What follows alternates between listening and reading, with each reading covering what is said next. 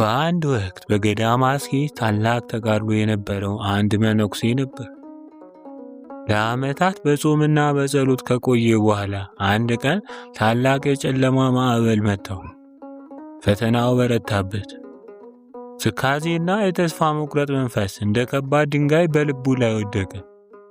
ምንም ዋጋ የለኝም፣ እግዚአብሔር ትቶኛል፣ ከእንግዲህ ልጸድቅ አልችልም የሚል ድምፅ ሌሊትና ቀን ያሰቃየው ጀመር። በመጨረሻም ተሸነፈ። የገዳሙን ልብስ አውልቆ ዓለም ውስጥ ገብቶ ለመጥፋት ወሰነና በሩን ከፍቶ ወጣ። በበረሃው መንገድ ሲጓዝ ግን አንድ አረጋዊ አባት ከሩቅ አየው። አረጋዊው ይህ ወንድም በምን አይነት የነፍስ ጭንቀት ውስጥ እንዳለ በመንፈስ አውቆ ነበርና እየሮጠ መጥቶ አቀፈው። መነኩሴውም እያለቀሰ አባቴ ተወኝ፣ ተስፋ ቆርጫለሁ፣ ለዘላለም ጠፍቻለሁ። አረጋዊው ግን በእንባ ታጥቦ እንዲህ አለ፣ ልጄ ሆይ የአንተ ኃጢአት ሸክም በእኔ ላይ ይሁን፣ በእኔ ነፍስ ይፈረድ። አንተ ብቻ ተስፋ አትቁረጥ፣ ተመለስ። ያ የተስፋ መቁረጥ ግድግዳ በአረጋዊ ፍቅርና መስዋዕትነት ተሰበረ። መነኩሴውም ወደ በዓቱ ተመለሰ። መጨረሻውም አምሮ ታላቅ ቅዱስ ሆነ።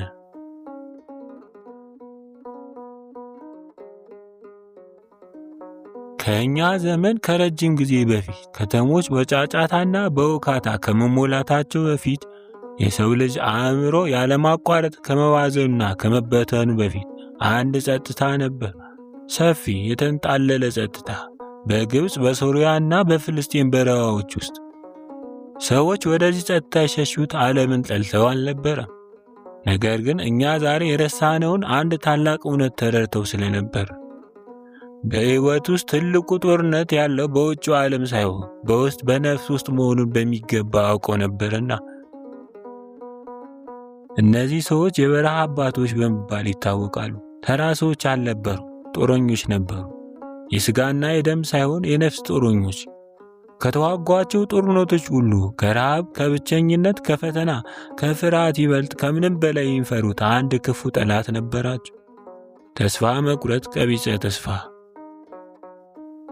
የሥጋ ስቃይን አይደለም፣ ስደትን አይደለም፣ ሞትንም እንኳ አይደለም፣ ግን ተስፋ መቁረጥን። ለአንድ ሰው ለአንተ ምንም ተስፋ የለም ብሎ በሹክሹክታ የሚነግረውን ያንን ዝምተኛ ድምፅ። ከእነዚህ አባቶች መካከል ስሙ እስከ ዛሬ ድረስ በታሪክ ውስጥ የሚያስተጋባ አንድ አባት ነበር፣ ታላቁ አባ አንጦኒዎስ። እርሱ ሁሉን ነገር ትቶ ወጣ። ሀብትን፣ ምቾትን፣ ቤተሰብን፣ እግዚአብሔርን ለመፈለግ ወደ በረሃ ገባ። ነገር ግን እዚያ ያገኘው ወዲያውኑ ሰላምን አልነበረም፣ ጦርነትን ነበር።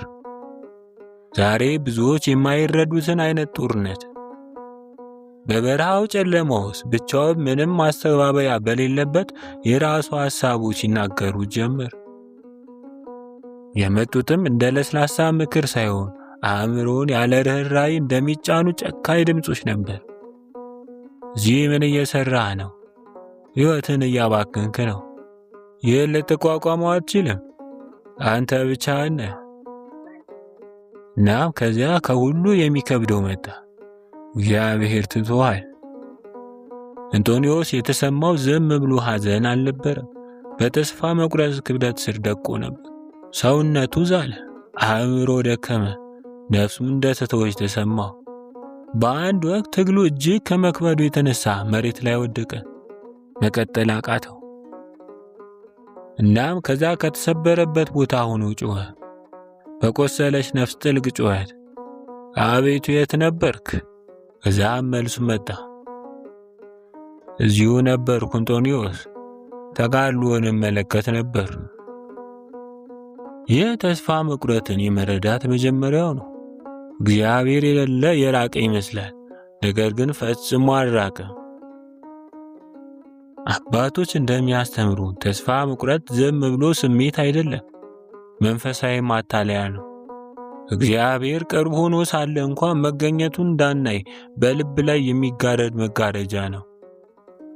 ቅዱስ ዮሐንስ ዘከላማይኪስ የማዕረግ ብህቱና በተሰኘው ታላቅ መጽሐፉ ላይ ተስፋ መቁረጥን በእግዚአብሔር ምሕረት ላይ ያለን ተስፋ ማጣት ብሎ ይጠራዋል። እናም ነፍስ ልትወድቅባቸው ከምትችላቸው እጅግ አደገኛ ሁኔታዎች አንዱ እንደሆነ ያስጠነቅቀናል። ከሁሉ የከፋ ኃጢአት ስለሆነ አይደለም፣ ነገር ግን ሰውየው መታገሉን እንዲያቆም ስለሚያሳምነው ነው። እውነተኛው አደጋም ያለው እዚህ ላይ ነው። ተስፋ መቁረጥ በአንድ ቅጽበት አያጠፋም። ፈቃድህን ያዳክማል፣ ቀስ በቀስ ጥቂት በጥቂት መሞከርን እስክታቆም ድረስ። ከዕለታት በአንዱ ቀን በገዳም ውስጥ የሚኖር አንድ ወንድም በዚህ በተስፋ መቁረጥ መንፈስ ክፉኛ ተመታ። ሥራ መስራት አቃተው። በዓቱ ውስጥ ዝም ብሎ መቀመጥ ጀመረ። ክፉ ሐሳቦችም እንግዲህ አልቆልሃል፣ ከዚህ በኋላ ምንም ብትሰራ ጸጋው ተለይቶሃል። ወንድምየው ግን ምንም እንኳ ውስጡ ቢደክምም አንድ ስልት ዘየደ። የዘንባባ ቅጠሎችን እያመጣ ቀኑ ሙሉ ቅርጫት ይሰራል። ማታ ሲሆን ደግሞ የሰራውን ቅርጫት መልሶ ይፈተዋል። በማግስቱም ያንን መልሶ ይሰራል፣ ማታ ይፈተዋል። ይህን ያደረገው ቅርጫቱን ፈልጎት አልነበር። ነገር ግን ሥራ አቁሞ እጁን አጣጥፎ ከተቀመጠ የተስፋ መቁረጥ መንፈስ ሙሉ በሙሉ እንደሚያሸንፈው ስላወቀ ነው። ተስፋ መቁረጥ እንዳያሸንፈው በማንኛውም መንገድ መታገል ነበረበት። ይህንን በጥልቀት እናስበው። ዛሬ ስንት ሰዎች ናቸው በሚታዩ ችግሮች ሳይሆን በማይታይ የተስፋ መቁረጥ ስሜት የሚጠፉት? ከእንቅልፋቸው ይነቃሉ፣ ግን ምንም ዓላማ አይሰማቸውም። ይሞክራሉ፣ ግን ውድቀትን ብቻ ይጠብቃሉ።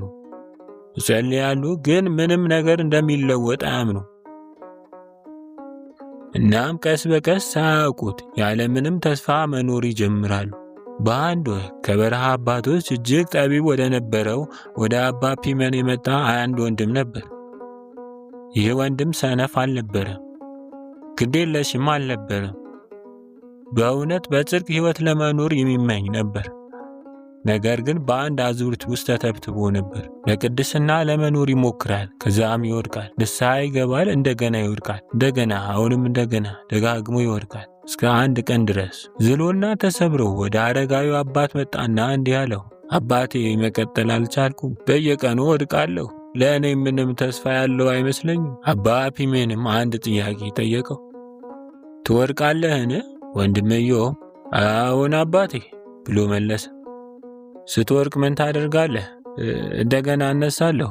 እንግዲህ አስቀጥል። ወንድምየውም ግራ ተጋብቶና ተስፋ በመቁረጥ ስሜት ጠየቀ። እስከ መቼ ድረስ እየወደኩ መነሳት አለብኝ? አረጋዊውም ዘመናትን ተሻግሮ በሚያስተጋባ እርጋታና እርግጠኝነት እንዲህ ሲል መለሰ፣ እስከ መጨረሻው ትንፋስ ድረስ። የአባቶች ትምህርት በተግባር ያሳየ ሌላ አስደናቂ ታሪክ ላካፍላችሁ። ሁለት መነኮሳት ነበሩ። ከገዳም ወጥተው ወደ ከተማ በሄዱ ጊዜ ፈተና አጋጥሟቸው ሁለቱም በከባድ ኃጢአት ወደቁ። በሰሩት ሥራ ነቅተው ወደ ልባቸው ሲመለሱ ያደረጉትን አሰቡ። አንደኛው አልቆልኛል፣ እግዚአብሔር ፈጽሞ ይቅር አይለኝም፣ ከዚህ በኋላ መንፈሳዊ ሕይወት ለኔ አብቅቷል ብሎ በተስፋ መቁረጥ ወደ ከተማው ኃጢአት ተመልሶ ገባ፣ በዚያውም ጠፋ። ሁለተኛው ግን እንዲህ አለ፣ አዎን ታላቅ ኃጢአት ሰርቻለሁ፣ አምላኬንም አሳዝኛለሁ፣ ነገር ግን የእርሱ ምሕረት ከኔ ኃጢአት ይበልጣል። ወደ ገዳም ተመልሼ እስከ ሞት ድረስ ስለ ኃጢአቴ አባቴን ይቅርታ ጠይቀዋለሁ። የእኛ ወንድም ተመለሰ፣ አለቀሰ። እግዚአብሔርም ንስሐውን ተቀብሎ አጸደቀው። ይህ ነው እንግዲህ በተስፋ መቁረጥ እና በመዳን መካከል ያለው ልዩነት። ተስፋ መቁረጥ እንዲህ ይላል፣ ወድቀሃል፣ ታብቅቶልሃል። አባቶች ግን እንዲህ ይላሉ፣ ወድቀሃል፣ ተነስ። ተስፋ መቁረጥ የሚያየው ውድቀትን ነው፣ እግዚአብሔር የሚያየው ግን መነሳትን ነው። በቤተ ክርስቲያን ታሪክ ውስጥ ካሉ እጅግ ጥልቅ መንፈሳዊ አስተማሪዎች አንዱ የሆነው ቅዱስ ይስሐቅ ሶርያዊ የዚህን ትግል ልብ በቀጥታ የሚወጋ ቃል ጽፏል። እንዲህም ይላል፣ በየቀኑ ብትወድቅ እንኳ አትደነቅ፣ ተስፋ አትቁረጥ፣ በድፍረት ቦታህን ይዘጉ። በእርግጥም የሚጠብቅህ መልአክ ትዕግስትህን ያከብረዋል። ይህንን በጥንቃቄ አስተውሉ። አትውደቅ አይደለም ያለው፣ ተስፋ አትቁረጥ ነው ያለው። ምክንያቱም መንፈሳዊ ሕይወት ቀጥ ያለ ሽቅብ የሚወጣ መስመር አይደለም፣ የመታገል የመውደቅና የመነሳት የድካምና የጸጋ የእንባና የፈውስ ጎዳና ነው። እናም ተስፋ መቁረጥ ወደ ውስጣችን የሚገባው ትዕግስትንና ጽናትን ከመጠበቅ ይልቅ ፍጽምናን ስንጠብቅ ነው። ተስፋ መቁረጥ ለምን እንዲህ በኃይል ይመጣል? አባቶች እንደሚያስረዱት ይህ ብዙ ጊዜ ከስውር ትዕቢት የሚመነጭ ነው። ይህ ሲሰማ ሊያስገርም ይችላል። ነገር ግን በጥልቀት አስቡት። አንድ ሰው በድብቅ እኔ እንደዚህ ልታገል አይገባም ነበር፣ ከዚህ የተሻልኩ መሆን ነበረብኝ፣ ከዚህ የጠነከርኩ መሆን ነበረብኝ ብሎ ሲያምን ያኔ በጣም ይደነግጣል። ያ ድንጋጤ ደግሞ ወደ ማዘንና መከፋት ይለወጣል። መከፋትም ወደ ተስፋ መቁረጥ ያድጋል። ትሑት ሰው ግን እንዲህ ይላል፣ እኔ ደካማ ነኝ፣ ያለ እግዚአብሔር እርዳታ አንዳች ላደርግ አልችልም። ስለዚህ ሲወድቅ አይደነግጥም፣ አይገረምም፣ ዝም ብሎ ይነሳል። እንደገና እና እንደገና አሁንም እንደገና። አንድ ቀን ሰይጣን ወደ አንድ ወንድም መጣና አንተ በኃጢአት ረክሰሃል፣ ከእንግዲህ እኔ ነህ፣ ጸሎትም ከንቱ ነው፣ አቁም አለው። ይህ አጋንንታዊ የተስፋ መቁረጥ ጥቃት ነው። መነኩሴው ግን አልተደናገጠም። እኔ ምንም ኃጢአት አልሰራውም። ሰይጣንም እንዴት አልሰራውም ትላለህ? ያን ሁሉ በደል እኮ የፈጸምከው አንተ ነህ። መነኩሴውም በእርጋታ አዎን፣ ምናልባት ኃጢአት ሰርቼ ሊሆን ይችላል። ነገር ግን ፈራጁ አንተ ሳትሆን እግዚአብሔር ነው። አንተ በእኔ ላይ ልትፈርድ ስልጣን የለህም። ይህን ሲሰማ ሰይጣን እንደ ጢስ ተኑ ጠፋ። እስኪ በታሪክ ውስጥ ከተፈጸሙ እጅግ ኃያል የሕይወት ለውጦች አንዱን እንመልከት። የጥቁሩን ጻድቅ የቅዱስ ሙሴ ጸሊምን ታሪክ። ቅዱስ ከመሆኑ በፊት ከቅድስና ፍጹም ተቃራኒ የሆነ ሰው ነበር። አመፀኛ፣ ከቁጥጥር ውጪ የሆነ፣ ለሥጋዊ ምኞቶች የተገዛ፣ በሌሎች ዘንድ የሚፈራ እና ከእግዚአብሔር እጅግ የራቀ ነበር። በዚያን ጊዜ እርሱን ብታዩት ይህ ሰው ወደፊት ቅዱስ ይሆናል ብላችሁ አታስቡም ነበር። ይልቁንም ይህ ሰው ጠፍቷል፣ አልቆለታል ብላችሁ ታስቡ ነበር። ነገር ግን አንድ ነገር ተለወጠ። በቅጽበት አይደለም፣ በተአምርም አይደለም፣ ነገር ግን ቀስ በቀስ መታገል ጀመረ። ከእነዚያው ልማዶች ጋር ደጋግሞ እንደገና እና እንደገና ታገለ። በኃይለኛ ምኞቶች፣ በጨለማ ሐሳቦች እና በጥልቅ የተስፋ መቁረጥ ስሜት ክፉኛ ይጠቃ ነበር። በአንድ ወቅት ጦርነቱ እጅግ ከመክበዱ የተነሳ ወደ አንድ አረጋዊ አባት ሮጦ ሄዶ እንዲህ ብሎ ጮኸ፣ እየነደድኩ ነው፣ ይህን ልቋቋመው አልችልም።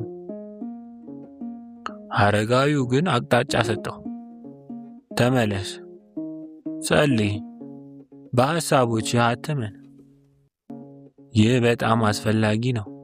በሐሳቦች አትመን። ምክንያቱም በተስፋ መቁረጥ ውስጥ ሐሳቦች ይዋሻሉ። እንዲህ ይሉሃል፣ ፈጽሞ አትለወጥም፣ ማንነትህ ይኸው ነው፣ እንደገና በሞከር ምን ዋጋ አለው? ሙሴ ግን አልሰማችሁም። ተመለሰ፣ እንደገና፣ አሁንም እንደገና፣ እናም ደጋግሞ። ያን በጨለማ ሲገዛ የነበረው ሰው በብርሃን እስከሚሞላ ድረስ የተወደዳችሁ ወጥመድ ውስጥ እንደገባችሁ ከተሰማችሁ፣ ከደከማችሁ፣ ምንም ነገር እየተለወጠ እንዳልሆነ ከተሰማችሁ፣ ቆማችሁ ያላችሁት ልክ እነዚያ ብዙ ቅዱሳን በአንድ ወቅት ቆመውበት በነበረው ቦታ ላይ ነው። ልዩነቱ እነርሱ ፈጽሞ አልታገሉ ማለት አይደለም። ልዩነቱ እነርሱ ተስፋ መቁረጥን እንደ እውነት ተቀብለው እጅ አልሰጡ። ተስፋ መቁረጥ ኃይለኛ ነው፣ ግን እውነት አይደለም። የእግዚአብሔር ምሕረት ግን እውነት ነው። የእግዚአብሔር ትዕግስት እውነት ነው። ባይሰማችሁም እንኳ የእግዚአብሔር አብሮ መሆን እውነት ነው። ታዲያ ምን ማድረግ አለባችሁ? ሁሉንም ነገር በአንድ ጊዜ አይደለም፣ ፍጽምናው አይደለም። ነገር ግን ትንሽ ትንሿን ታማኝነት ንቁ እና ምንም እንኳ ማንም ባይሰማችሁም ጸልዩ። ስትወርቁ ደክማችሁም ቢሆን ተነሱ፣ ታገሉ። ለውጡ የዘገየ ቢመስልም እንኳ፣ ምክንያቱም እያንዳንዷ ትንሽ የመቋቋም ተግባር ተስፋ መቁረጥን ታዳክመዋለች። ወደ እግዚአብሔር የምትመለሱባት እያንዳንዷ እርምጃ ተስፋን ታጠነክራለች። ብቻችሁን አይደላችሁም፣ አልተተዋችሁም፣ ከፈውስ የራቃችሁ አይደላችሁ። በበረሃ ውስጥ ከአንጦንዮስ አጠገብ በዝምታ የቆመው ያው እግዚአብሔር፣ በተጋድሎ ውስጥ ሙሴን ያበረታው ያው እግዚአብሔር፣ አባቶችን በጨለማ ውስጥ የመራቸው ያው እግዚአብሔር እርሱ እዚህ አለ አሁን ከእኛ ጋር። ስለዚህ ለተስፋ መቁረጥ ጆሮ አትስጡ። ያለ ተስፋ መሆንን አትቀበሉ። መነሳትን አታቁሙ። ምክንያቱም እስከ ተነሳችሁ ድረስ አልተሸነፋችሁም። እናም የእግዚአብሔር ምሕረት እስካለ ድረስ ሁልጊዜም ተስፋ አለ።